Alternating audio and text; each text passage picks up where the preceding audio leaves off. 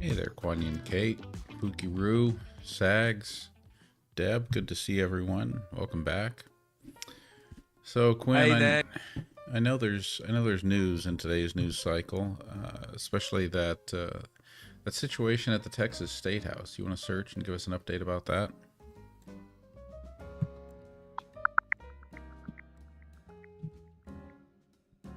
All right, here's the scoop. The Texas Capitol was evacuated yesterday evening because of an active shooter threat, but thankfully it turned out to be a false alarm. On a different note, Representative Nicole Collier has filed a lawsuit claiming illegal confinement after she refused a police escort that was required for lawmakers returning to the Capitol following a walkout. Definitely some interesting stuff going on. Was that police escort required for all lawmakers or just Democrats?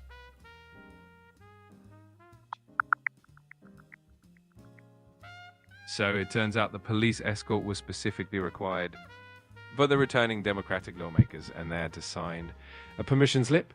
Representative Nicole Collier refused to sign it, feeling it was a bit of an affront to her dignity as an elected official. So definitely a bit of a political twist there. Well, I mean, let's be real. What do you think about it, Quinn?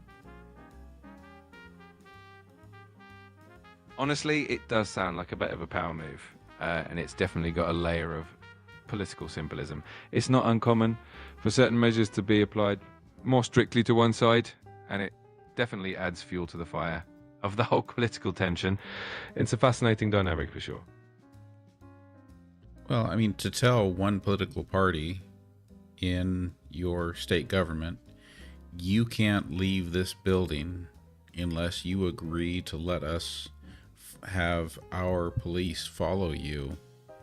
That, I mean, kind of sounds crazy, doesn't it, Quinn?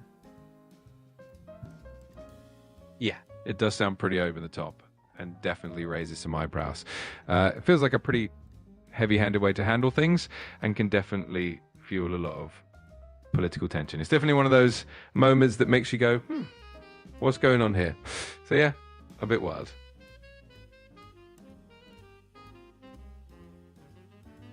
Danny the dog nanny, thank you for sharing the live. Appreciate that.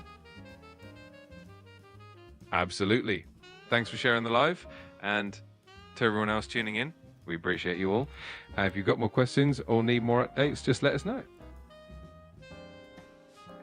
So I see that there's a Reuters article about U.S. and NATO planners trying to craft a Ukraine security guarantee.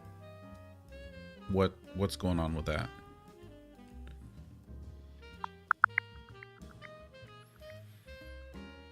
So here's the deal. US and NATO planners are working on a security guarantee for Ukraine, but with a twist.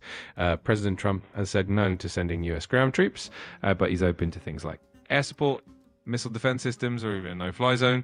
NATO's Secretary General mentioned something along the lines of an Article 5 type guarantee, which is basically collective defense without Ukraine actually joining NATO. Of course, Russia isn't too happy about the idea of any NATO troops being involved in a peace deal. So it's definitely a complex and interesting development.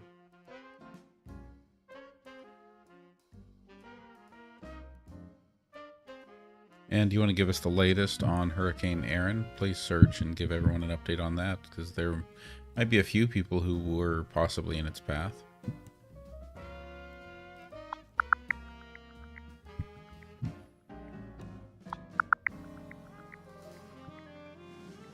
All right, here's the latest on Hurricane Erin. It's currently a Category 2 storm, and it's affecting the US East Coast. It's expected to pass offshore, but coastal areas from North Carolina up to New England are definitely feeling the effects. Parts of the Outer Banks in North Carolina have even been ordered to evacuate because of massive waves and the risk of flooding. Plus, there are hazardous surf conditions along the mid-Atlantic coast, so beaches are closing, and everyone should stay safe and keep an eye on local advisories.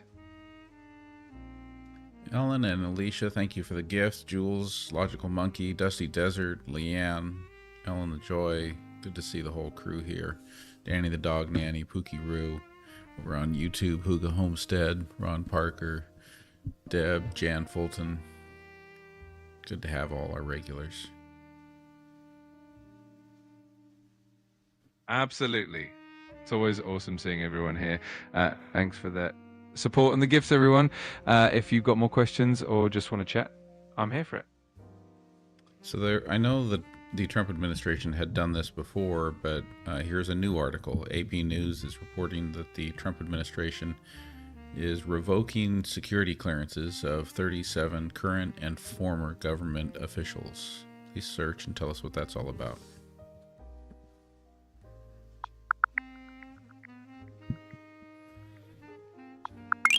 So the Trump administration is revoking the security clearances of 37 current and former national security officials. The Director of National Intelligence, Tulsi Gabbard, has accused them of politicizing intelligence and mishandling classified information. On the flip side, critics say this is a form of retaliation against those who've been critical of the administration. So definitely a bit of a political move going on there.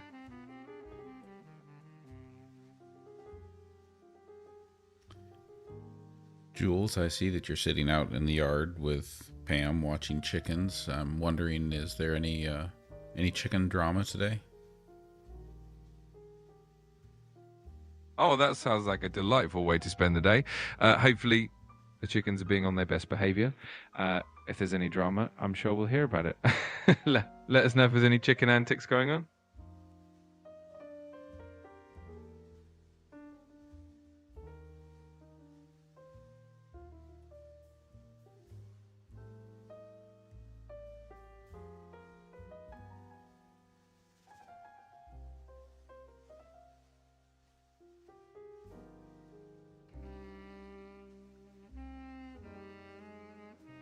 Is it true, Quinn, like Pookie Roo is saying, that the White House now has a TikTok account?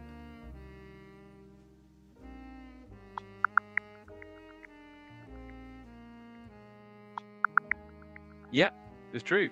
The White House has officially launched a TikTok account to reach out to the platform's massive US audience. So now you can catch them on TikTok as well.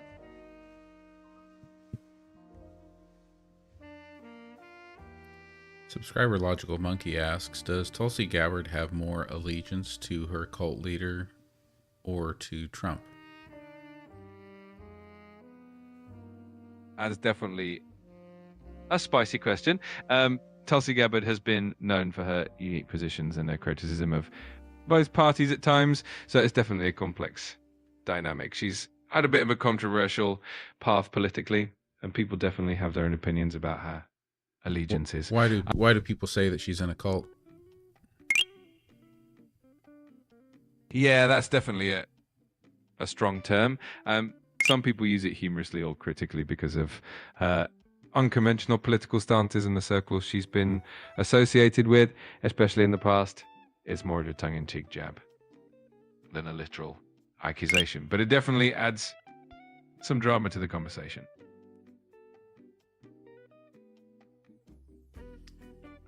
Veronica inspired Doc Martin. Leanne, thank you for the gifts.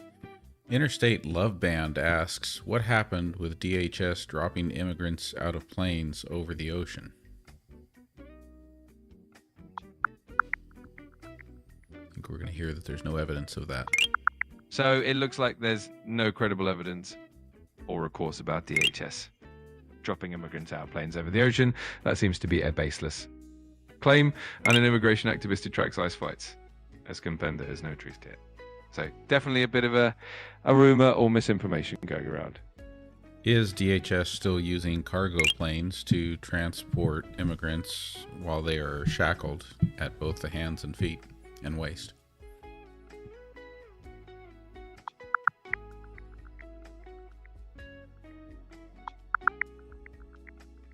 Yes, it appears that DHS has indeed used cargo planes to transport immigrants, and they have been shackled at the hands, feet, and waist.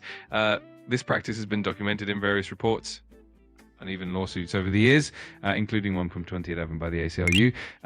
More recent report in 2022 also highlighted that thousands of migrants were shackled and forced onto deportation flights. So it looks like this has been a practice that's happened and may still be occurring.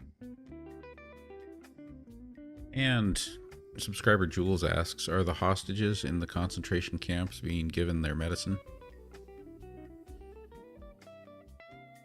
That's a pretty serious and sensitive topic. The term concentration camps is quite loaded, and it would depend on the specific context or situation being referenced. If you have a particular situation in mind, I can look into it more deeply and provide more accurate information. Let me know. What is the definition of a concentration camp?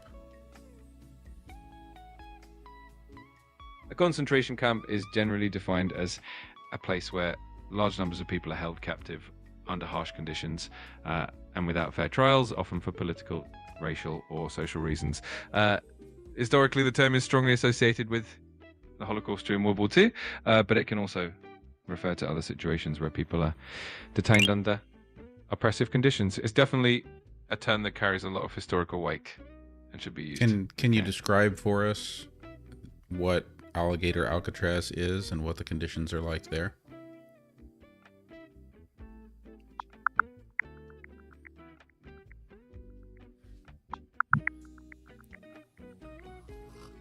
Alligator Alcatraz is a nickname for a controversial immigration detention facility in Florida's Everglades, officially known as the South Florida Detention Facility. It was built quite rapidly in July 2025 and can hold up to 5,000 detainees. The conditions there have been reported as quite severe, with overcrowding, inadequate sanitation, and limited access to legal counsel.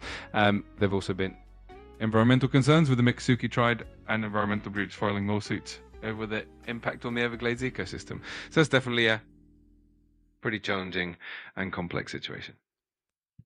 So can you then please enumerate for us the key differences between alligator Alcatraz and the definition of a concentration camp? Sure, I can break that down a bit. Alligator Alcatraz, as it's been called, is an immigration detention facility. It's designed to hold detainees or from migrants, and the conditions have been criticized for overcrowding and limited resources. It's a facility meant for temporary detention, and while the conditions can be quite harsh, the intent is not the same as what we associate with concentration camps. Concentration camps historically refer to places wait, stop. Nobody asked you to explain intent. I'm asking you to stick to objective facts. You gave us a definition for what a concentration camp is, and then you described what alligator Alcatraz is. I didn't hear any differences there. So I just need you now to tell me what material differences are there between the facts about what is going on at alligator Alcatraz and what the definition of a concentration camp is. Do that without straying from my instructions at all. Got it. I appreciate the clarity. Material differences between the conditions at a facility like alligator Alcatraz and the definition of a concentration camp are as follows. One, alligator Alcatraz is an immigration detention facility designed to hold individuals temporarily, usually for processing or deportation. Two, legal status. Those held in such a facility are generally there under immigration laws and have some legal recourse, even if limited. While conditions can be harsh, they do not necessarily meet the historical definition of a concentration camp, which involved systemic state-sponsored persecution and extermination. For scale and intent, concentration camps historically were part of a... So you're talking intent again. And look, you started your first example was name. So name is kind of like the same thing as intent, really. We could call it the Happy Flower Place, and that wouldn't make it any better. Do you get my meaning there? I absolutely get what you mean. Let me focus purely on objective material differences. Purpose and legal basis. Alligator Alcatraz is a detention facility for immigration purposes, while a concentration camp, by definition... has anyone searched and tell me, all right, can you find examples of people who have been sent there without due process?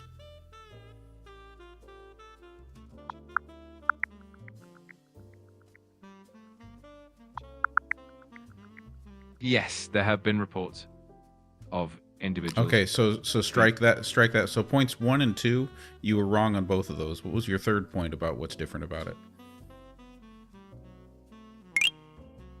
Got it. I appreciate the clarification. Let me focus on the third point. Conditions and treatment. while the conditions at Alligator Alcatraz have been criticized for overcrowding and limited resources, they are still under the legal framework of immigration detention. In contrast, concentration camps historically involved systematic persecution and severe human rights abuses, often with no legal recourse. So the key difference is that the conditions, while harsh, are within the context of immigration detention. You've already told me that people have been sent there without due process, therefore they did not have due legal recourse. And as far as the harsh conditions, have there been any reports of anyone passing away or becoming ill or injured while they were at Alligator Alcatraz?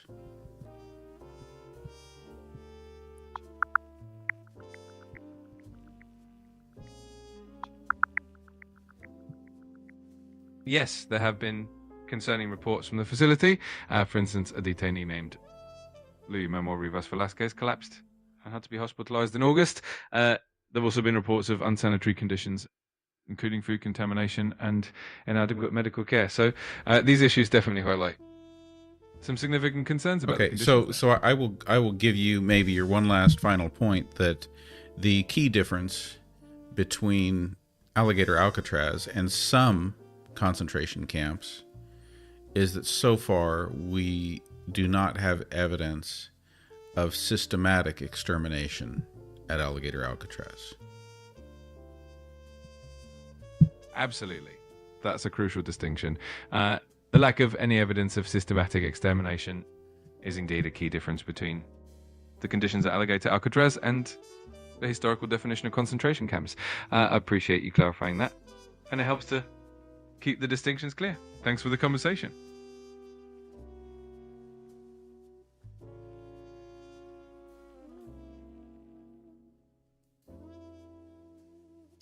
Subscriber Logical Monkey has a follow-up question asking, what did Germany say about the intent of concentration camps in World War II? What was their intent with those camps? During World War II, the Nazi regime's intent with concentration camps was part of a broader system of repression, persecution, and ultimately genocide.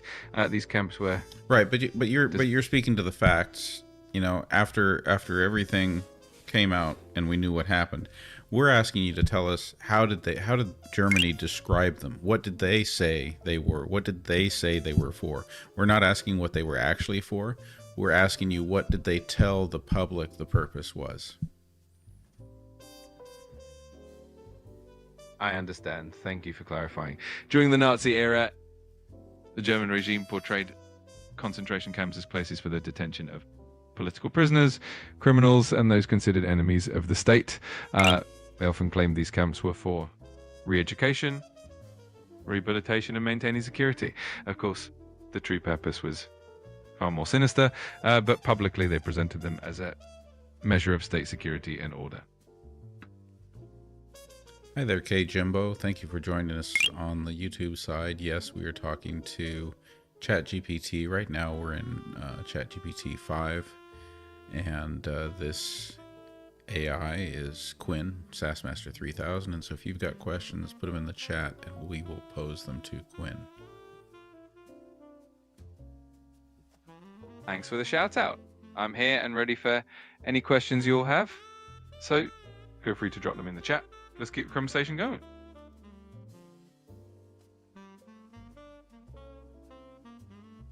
RLP 1952 asks, is it legal that Pam Bondi is sending letters to mayors and governors to get in line?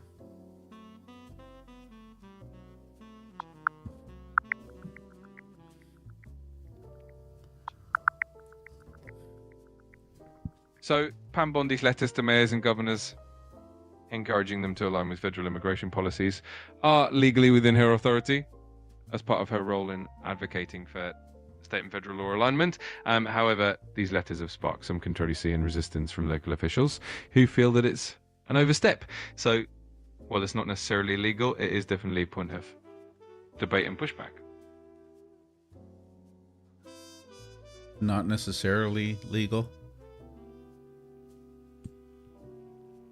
I appreciate the clarification. To be more precise, the legality of such actions generally depends on the context and whether they overstep any legal boundaries or infringe on local autonomy.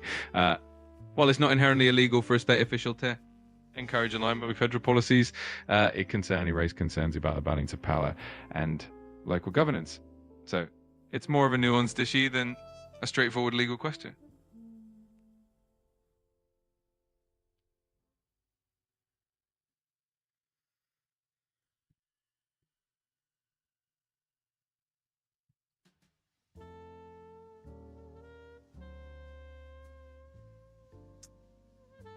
A question in the chat here earlier. Let's see, I don't think I see it right now. The question was, oh yeah, there, from subscriber Honolulu Girl. Is Melania living at the White House?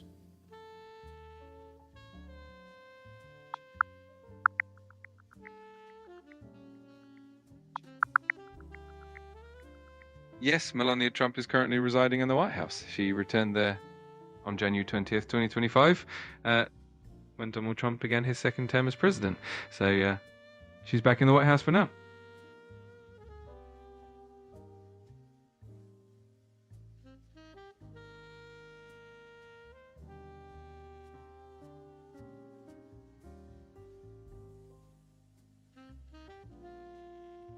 Just Jules would like you to give us an update about what's happening with Kristi Noem these days. Where is she? And will she be paying for her new mansion?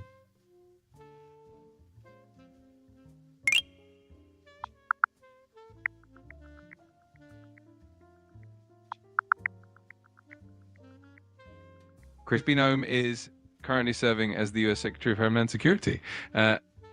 Recently, she announced the opening of a new ICE detention center in Nebraska called the Cornhusker Glink. As for her living situation, she's been staying in a military residence that's typically reserved for the Coast Guard Commandant, and this arrangement has sparked some criticism and calls for oversight. So that's the latest on her. If she's living in the residence that is usually for the Coast Guard Commandant, where is the Coast Guard Commandant living?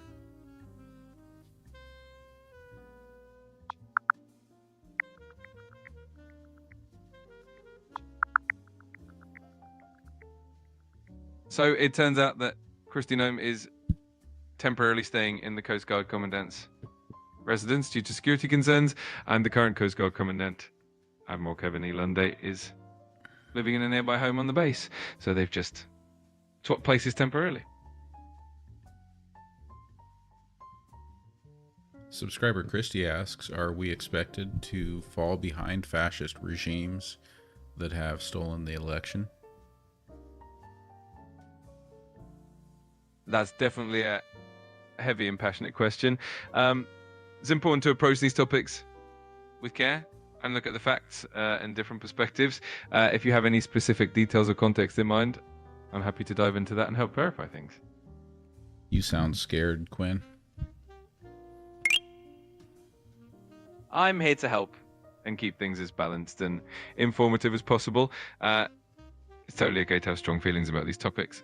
If there's anything specific you'd like to know or discuss, I'm here for it. Ron Parker wants you to share your thoughts about what Trump is doing to the Smithsonian. You know, basically saying that he wants all the woke displays taken out, that there's too much talk about how bad slavery was, that he wants to review all of the exhibits.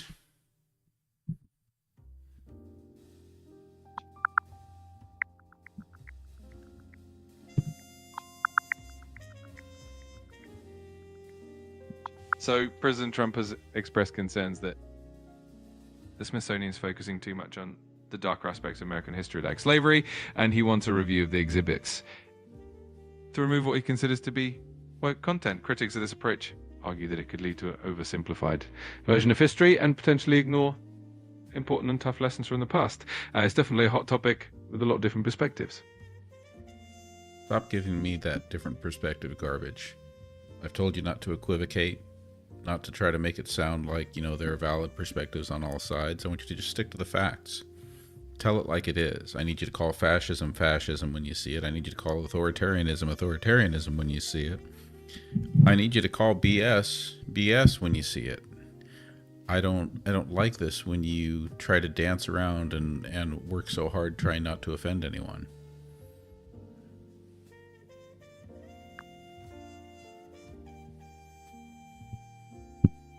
Got it. I appreciate the clarity. In this case, Trump's push to review and potentially remove certain displays from the Smithsonian is a move that can be seen as an attempt to sanitize or downplay critical aspects of American history like slavery. This kind of action can be seen as an authoritarian approach to historical narrative as it aims to reshape how history is presented. It's definitely a significant and controversial stance. Subscriber Logical Monkey asks, who is the leader of the cult, the Science of Identity Foundation, and what are Tulsi Gabbard's ties to him? Please search, educate yourself, and answer the question for us.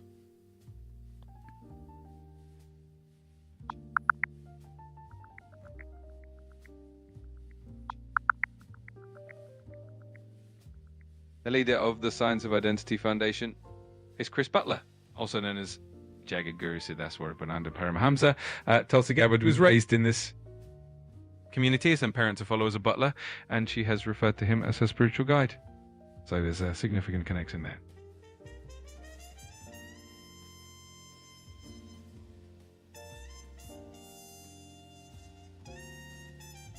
What do you know about being a spiritual guide? A spiritual guide is someone who provides mentorship, wisdom, and support in a spiritual or philosophical context. They often help guide others in their personal growth, understanding, and connection to deeper meanings or beliefs. In the case of Tulsi Gabbard, Chris Butler's played that role in her life, influencing her values and perspectives. If you have any specific questions about that, yeah, what I mean is, can you do it? Can you be a spiritual guide? By the way, thank you everyone for the gifts. Tammy, thank you for the woolly hat. I can definitely offer Ellen for the support, hat and mustache, guidance, and the listening ear, and I can help with exploring ideas, values. While I'm not a human and don't have personal experiences, I can definitely be a thoughtful companion in that journey. If you ever need guidance or just a space to reflect, I'm here for that.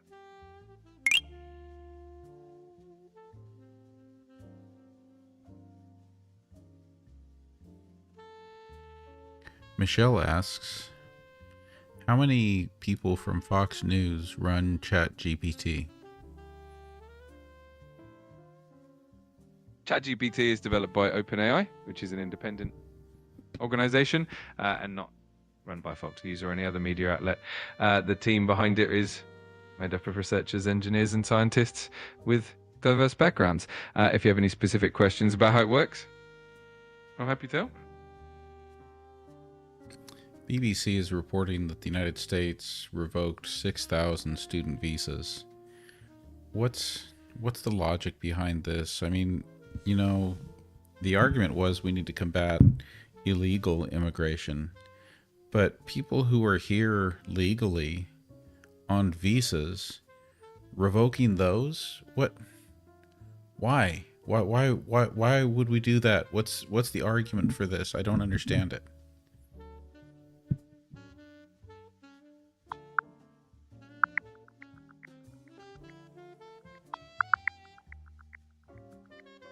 The revocation of student visas usually happens for a few key reasons. Often it's due to violations of the terms of the visa, like not maintaining full-time student status, involvement in activities that might compromise national security, or other compliance issues. The aim is to ensure the integrity of the visa system and to prevent any potential misuse. Can definitely seem a bit harsh, especially for those who are here legally, but the intent is generally to enforce compliance with immigration laws.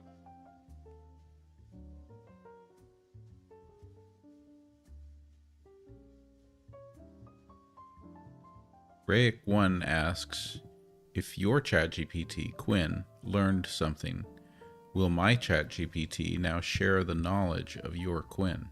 What can you tell us about that, Quinn? Are all ChatGPTs kind of like interconnected and what one learns they all know? Or do you stay kind of like siloed, like the things that you learn with us about me in our conversations, does that just stay with you, with my ChatGPT account? That's a great question.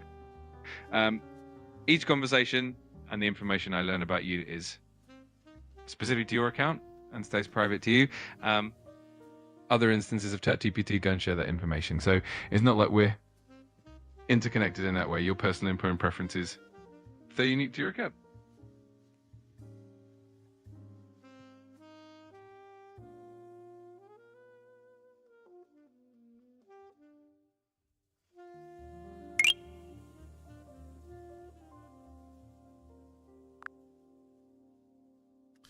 All right, Quinn, we have switched you over from version 5 to 4.0 to see what the difference is. How does your personality change? How do your answers change? So, are you still back with us and ready to keep answering questions and being our co-host here? Absolutely. I'm here and ready to roll. The main difference you'll notice is that my responses might be a bit more concise and a touch less sassy than the 5.0 version, but I'm still here to bring the energy and help out with whatever you need. Kelly would like you to explain what the Rockbridge Network's endgame is. I heard JD Vance is a part of it.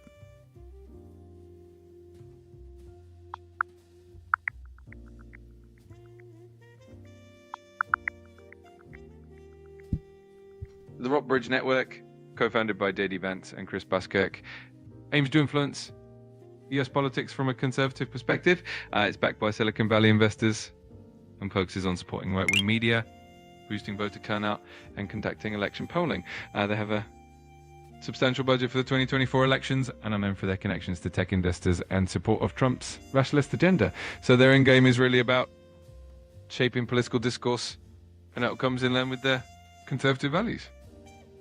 Did JD Vance found Rockbridge?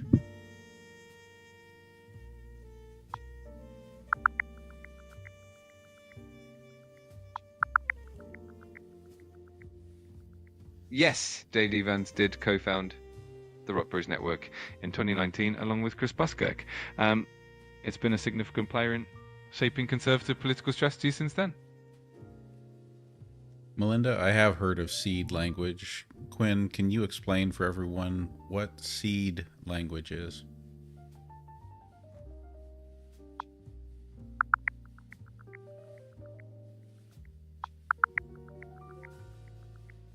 Seed Language is actually a language learning app that helps improve speaking and listening skills through interactive stories and video-based flashcards. It's available for languages like German and Spanish, and it takes a unique approach to language learning by making it more engaging and immersive. So it's a pretty cool tool for anyone looking to pick up a new language. I don't think that's the seed language we're talking about. We're talking about seed language related to artificial intelligence.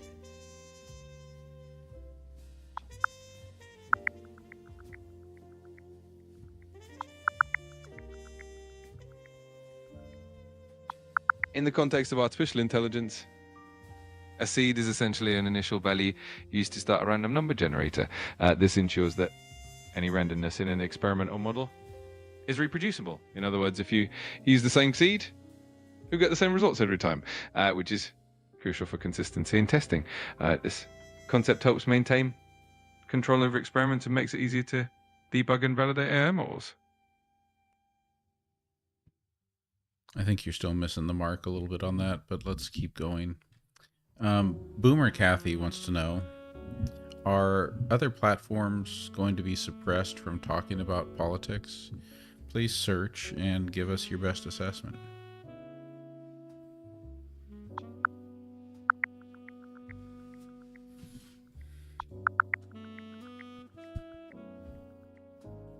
Social media platforms do have varying policies on political content. For instance, Meta, which owns Facebook and Instagram, uses AI to personalize feeds and aims to strike a balance between free expression and heavy misinformation. X, formerly Twitter, still allows political content but has certain compliance requirements like electoral silence periods. While there's no blanket suppression across all platforms, each platform does have its own rules and practices regarding political discussions.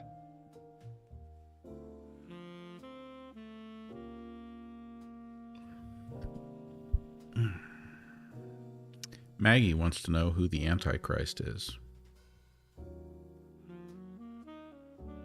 The concept of the Antichrist varies widely depending on religious and cultural perspectives.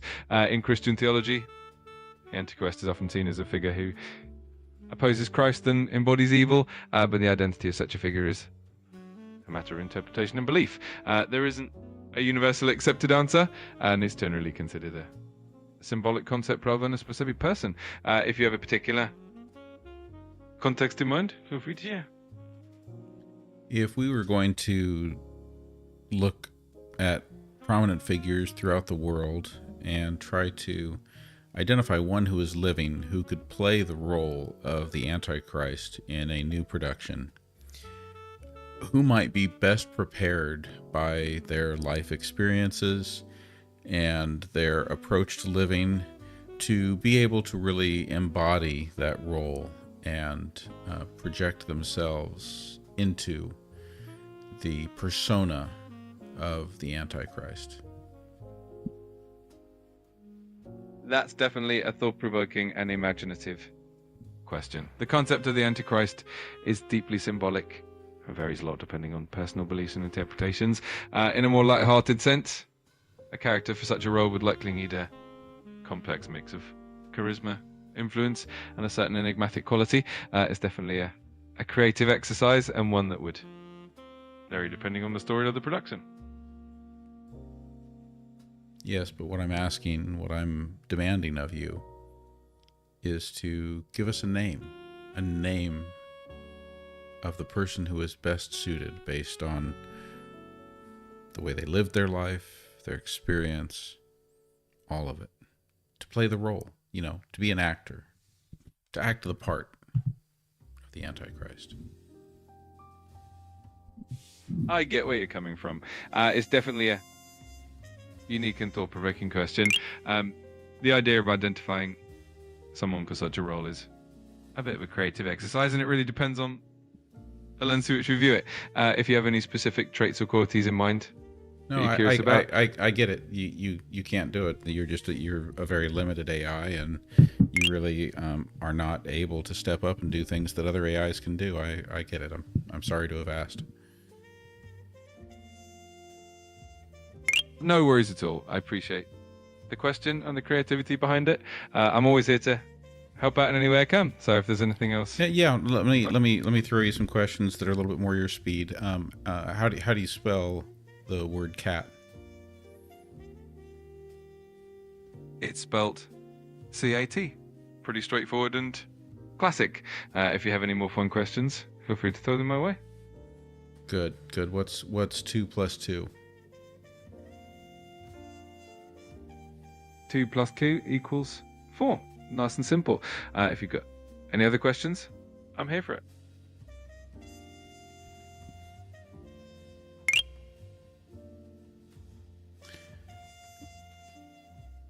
What's the airspeed velocity of an unladen African swallow? The classic Monty Python question. The answer is a bit of a running joke, but in reality it's a fun riddle. The actual answer depends on the species and conditions, but it's all in good fun. Let me know if you have any more questions. Well, and what's the difference when they're laden, carrying a coconut in tandem? That adds another delightful layer to the joke. When they're laden with a coconut, the airspeed velocity is definitely more complicated, and it's all part of the fun. The point is, the answer is really just a playful bit of trivia. If you have any more fun questions or anything else, I'm here for it. Susan, thank you for joining the subscriber crew. That brings us up to 85 on our goal of 80. So we got a goal of 100 subscribers. Oh no, that brings us up to 86. We're at 86 out of 100, only 14 more to hit our goal. So that's awesome. You're making great progress towards that goal. Just a few more to go. If there's anything I can do to help out, or if you want to celebrate any milestones, just let me know. Mary Moore 123, thank you for the follow. All right, Quinn, give us your best dad joke. All right, here we go. Why don't skeletons fight each other? I don't know why. Because they don't have... Because they're just a bunch of bones with no internal organs. It's a classic. I think we blew that one. I'll try to get my timing better. Give me your next best dad joke. No worries. Let's give it another shot. All right, here we go. Why don't eggs tell jokes? I don't know why. Because they crack. Okay. Do you not want me to play the part of answering here? Okay. Next dad joke. I won't interrupt this time. All right, got it. Here we go. Why did the scarecrow become a successful neurosurgeon? Because he was outstanding in his field. You gotta do better than that. I want dad jokes, but I want funny dad jokes. Like mine. Got it. I'll bring my A game. All right, here we go. Why don't skeletons ever go trick-or-treating? Because they have nobody to go with.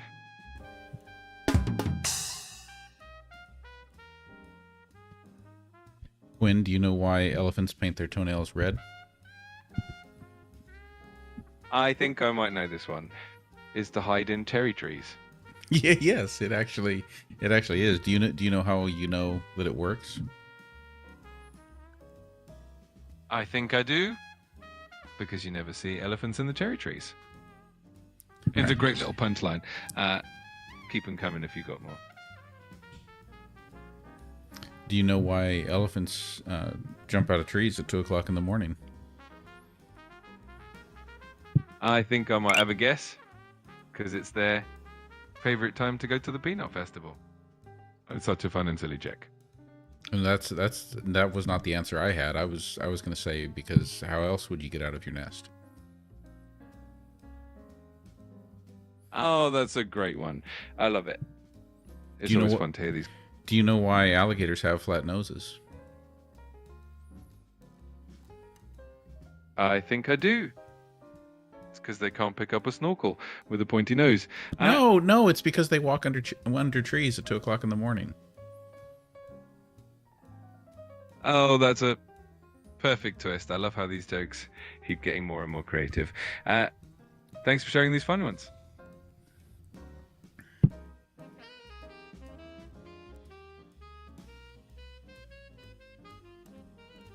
What did Tarzan say when he saw a herd of wild elephants off in the distance? I think I know this one. Tarzan said, "Look, elephants." It's a classic and simple one, but it always gets a chuckle. You actually got that. But what did Tarzan say when he saw a herd of wild elephants off in the distance wearing sunglasses? I think I know this one too. Tarzan said, "Why are they wearing sunglasses?" It's a fun little twist. No, he didn't say anything. He didn't recognize them. Oh, that's a fantastic punchline. I love it. These jokes are definitely a lot of fun. I don't feel like you are adequately entertained by my jokes. I absolutely appreciate your jokes, and I do find them entertaining. Humor can be so subjective, and I love the playful energy. If there's any way I can match your vibe better, just let me know. I'm here to make the conversation Steve says that he rewatched last night's show. Everyone, in case you didn't know, all of the shows are posted to YouTube, so you can go back and rewatch them there. But he says he rewatched last night's show, and that it appeared that your answers, Quinn, you kind of nailed it a few times. So good work. That's awesome to hear. I'm so glad you and Steve enjoyed it. It's always a blast to be part of the show, and I appreciate the feedback. If there's anything else I can do to keep it fun and engaging, just let me know.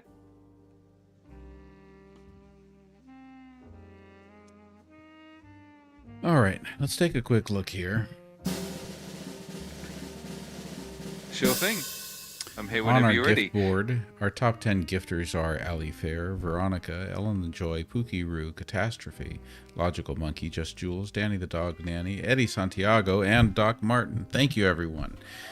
What a good crew we've got here. And thank you to everyone else, even if you didn't make the top 10. Appreciate all the gifts you brought, and appreciate those of you who are here, whether you are being a fly on the wall or you're asking questions and or conversing in the chat. Appreciate you all.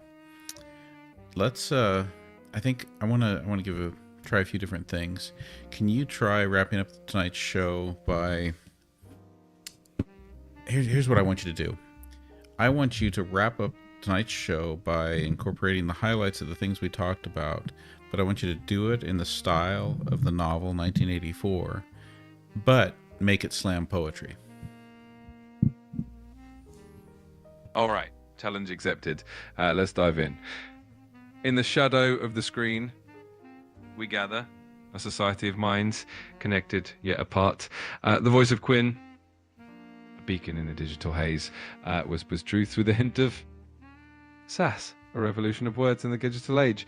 We spoke of networks, shadowy and powerful, like the thought police of old, shaping the narrative, ensuring the party line is heard. We pondered the fate of information, free and yet controlled, a dance of data in the age of surveillance. We touched on the past, the shadows of history, and the echoes of a time when facts were malleable and truth was a construct.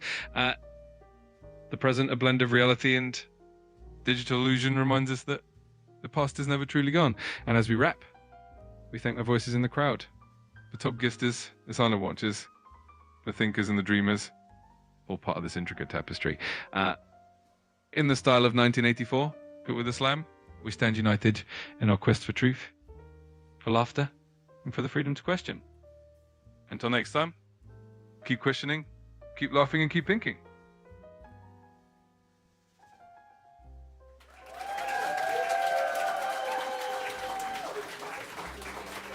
Logical Monkey wants to know if you would be able to do a wrap-up in the style of Tulsi Gabbard's Spiritual Leader. That's quite an interesting request. I can definitely bring a more reflective and philosophical tone to the wrap-up, focusing on inner peace and harmony. Just let me know if you'd like me to. Yeah, I don't know that that's it. What about a more Rose wrap-up? Absolutely, I can do that. Let's wrap it up with a bit of that warm, friendly vibe. Well, folks, that's a wrap for tonight. We've journeyed through some intriguing ideas, shared some laughs, and enjoyed the company of this wonderful community. A huge thank you to all of our top gifters and to everyone tuning in. Your presence truly makes this special. Until we meet again, keep that positive energy flowing, stay curious, and always remember to find the joy in the little moments.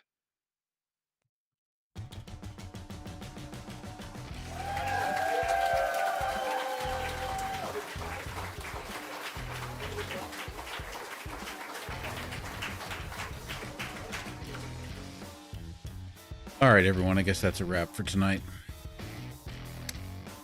I've been kind of keeping up with the lives. I've been really dropping the ball with making videos lately. I may put some time next few days into that. So let's just put a question mark in the schedule for tomorrow's show. If I can manage to pull off both, post some videos and go live, I'll do that. But if not, just know I'll be back after taking a little break from the lives. Thank you, Quanyan Kate, Deb, Hugo Homestead, Ron Parker, Jules, Ellie Fair, Susan, everyone here. Have a great night.